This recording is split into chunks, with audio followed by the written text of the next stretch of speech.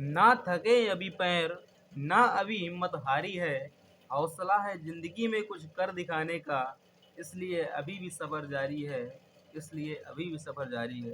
कि ना थके अभी पैर, ना अभी हिम्मत हारी है, हौसला है ज़िंदगी में कुछ कर दिखाने का, इसलिए अभी भी सफ़र जारी है, इसलिए अभी भी सफ़र जारी है।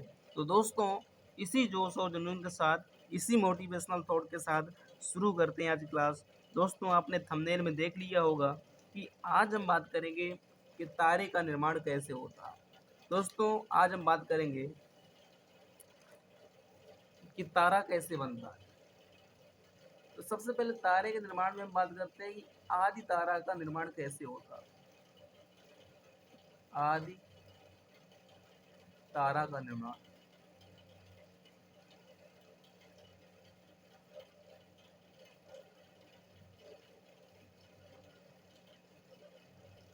Formation of proto star. आदि तारे का निर्माण। दोस्तों, आप जानते होंगे कि ब्रह्मांड में, यूनिवर्स में सबसे अधिक मात्रा में हाइड्रोजन गैस पाई जाती है।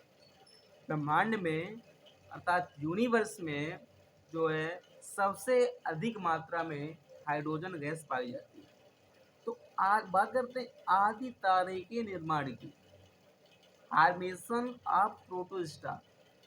तो जब हाइड्रोजन और हीलियम गैस, हाइड्रोजन और हीलियम गैस, इन दोनों गैसों का कंडेंसेशन होता है। हाइड्रोजन और हीलियम गैस दोनों गैसों का संघनन होता है। और संघनन के पश्चात क्या होता है कि घने बादलों का निर्माण होता है। दोस्तों, हाइड्रोजन और हीलियम दोनों गैसों का कंडेंसेशन होता है, मतलब संघनन होता है। ये आपस में टकराते हैं, ठीक है।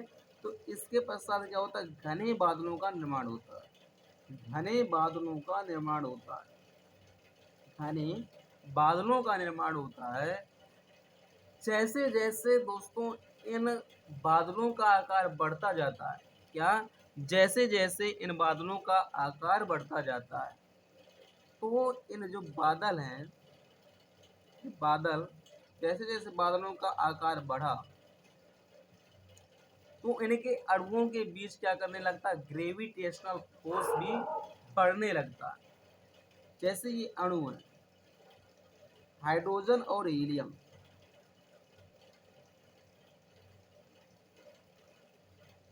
हाइड्रोजन गैस के मालिक्यूल्स हैं और हीलियम गैस के मालिक्यूल्स हैं।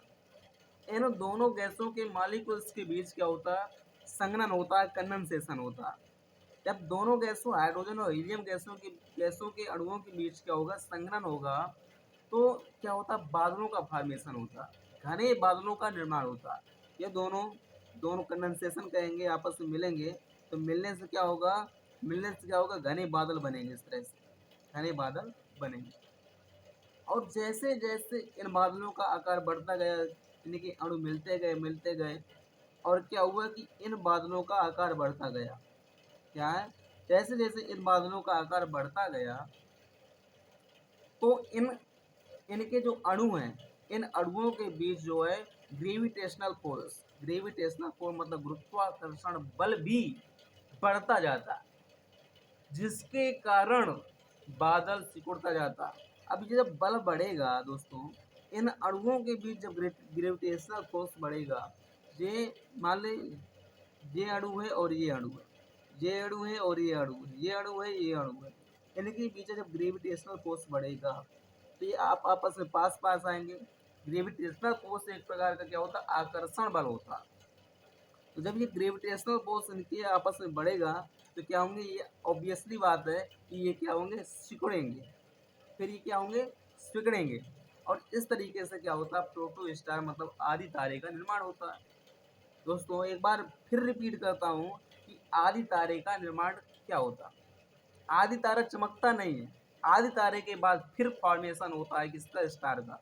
आदि तारे के बाद फिर होता है किसका फॉर्मेशन, स्टार का। दोस्तों, आप जानते हैं कि ब्रह्मांड में सबसे अधिक मात्रा में हाइड्रोजन गैस पाई जाती है, और हाइड्रोजन और हीलियम गैस के बीच क्या होता है, कंडेंसेशन होता है, मतलब संघनन होता है। हाइड्रोजन और हीलियम गैस के संघनन के पश्चात क्या होता है दोस्तों, घने बादलों का निर्माण होता है। इस तरह से जब इनके अणु आपस में मिलते जाएंगे मिलते जाएंगे मिलते जाएंगे तो क्या बनेगा, गला घने बादल बनेगा। और जैसे जैसे इनके अणु मिलते जाएंगे और आकार बढ़ता जाएगा तो इन अणुओं के बीच ग्रेविटेशनल फोर्स भी बढ़ेगा। इन अणुओं के बीच ग्रेविटेशनल फोर्स भी बढ़ेगा, गुरुत्वाकर्षण बल भी बढ़ता जाएगा। जब ग्रेविटेशनल फोर्स एक प्रकार का क्या होता है, आकर्षण बल होता है, अट्रैक्शन फोर्स होता है। जब इनके बीच ग्रेविटेशनल फोर्स बढ़ेगा तो ऑब्वियसली बात है कि क्या होंगे, ये सुकड़ते जाएंगे तो क्या होंगे, और छोटे हो जाएंगे। और जब ये सिकुड़ता चला जाता है तो फिर होता है किसका निर्माण, आदि तारे का निर्माण। मैं आई होप कि आपको ये समझ में आ गया होगा कि आदि तारे का निर्माण कैसे होता है। फिर हम बात करते हैं किसकी, तारे के निर्माण की, कि तारे का निर्माण कैसे होता है। Formation of star. जैसे ही दोस्तों आदि तारा बना, फिर आदि तारे में हाइड्रोजन और हीलियम गैस के अणु गुरुत्वाकर्षण के कारण आपस में टकराते हैं, ये तो मैं बता चुका हूँ। गुरुत्वाकर्षण जब आया तो ये सिकुड़ता गया और फिर क्या हुआ कि इसके अणु क्या होंगे, आपस में टकराते हैं। टकराने से क्या होता है, जब ये आपस में टकराएंगे तो क्या होगा, तापमान अत्यधिक बढ़ जाएगा।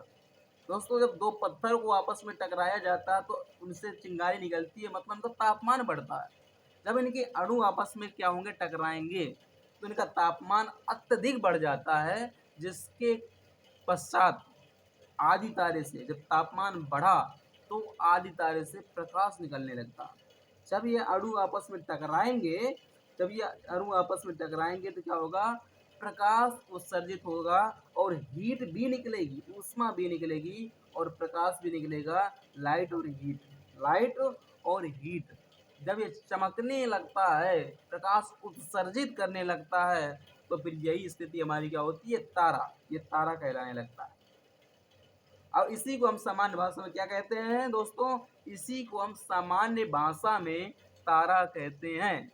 आई होप को आपको क्लियर हो गया होगा कि तारे का निर्माण कैसे होता है। दोस्तों फर्स्ट स्टेज ये है कि first stage formation of photo star, आदि तारे का निर्माण होता है। और आदि तारे के निर्माण के पश्चात जब उनके आदि तारे के अणुओं के बीच ग्रेविटेशनल फोर्स अत्यधिक हो जाता है और जब ग्रेविटेशनल आदि तारे के अणु आपस में टकराते हैं और उससे हीट और लाइट मतलब ऊष्मा और प्रकाश उत्सर्जित होने लगती है, तो वो क्या होता है, प्रकाशित होने लगता है और उसे हम कह देते हैं तारा। क्या कह देते हैं, तारा, स्टार कह देते हैं। दोस्तों मैंने बताया कि आदि तारे का निर्माण कैसे होता है, जब हाइड्रोजन और हीलियम गैस के अणुओं का क्या होता है, कंडेंसेशन होता है, संघनन होता है। इससे क्या होता है, जब संघनन होगा तो घने बादलों का निर्माण होता है। जैसे जैसे इन बादलों का आकार बढ़ता है, जैसे जैसे इन बादलों का आकार बढ़ता जाता है तो इन इन बादलों के अणुओं के बीच ग्रेविटेशनल फोर्स मतलब गुरुत्वाकर्षण बल भी बढ़ता जाता है, जिसके कारण बादल सिकुड़ता है। और जब सिकुड़ेगा तो प्रोटोस्टार का निर्माण होगा। और जब क्या होगा, जैसे जैसे आदि तारे में हाइड्रोजन और हीलियम गैस के अणु गुरुत्वाकर्षण के कारण आपस में टकराते हैं तो तारे का तापमान अत्यधिक बढ़ जाता है, जिसके जिसके पश्चात आदि तारे में से प्रकाश और ऊष्मा उत्सर्जित होती है। जब ये स्थिति प्रकाश और ऊष्मा उत्सर्जित करने लगती है, इसी को हम बोल लेते हैं तारा। दोस्तों आशा करता हूँ कि आपको समझ में आ गया होगा कि तारे का निर्माण कैसे होता है। आई होप ऑल डाउट जो होंगे आपको क्लियर हो गए होंगे। अगर दोस्तों वीडियो पसंद आई हो तो लाइक शेयर कमेंट और चैनल को सब्सक्राइब जरूर करिएगा और बेल आइकन को प्रेस अवश्य कर लीजिएगा, जिससे कि आप जब भी हम वीडियो अपलोड करेंगे आपको नोटिफिकेशन आपके पास पहुंच जाएगा और आप हमारे जो कॉम्पिटिटिव एग्ज़ाम के लिए बड़े ही लाभदायी जो वीडियो हैं वो आप तक मिलते रहेंगे। और दोस्तों अगर वीडियो पसंद आई हो तो लाइक शेयर कमेंट और सब्सक्राइब करना ना भूलिएगा। जय हिंद, वंदे मातरम।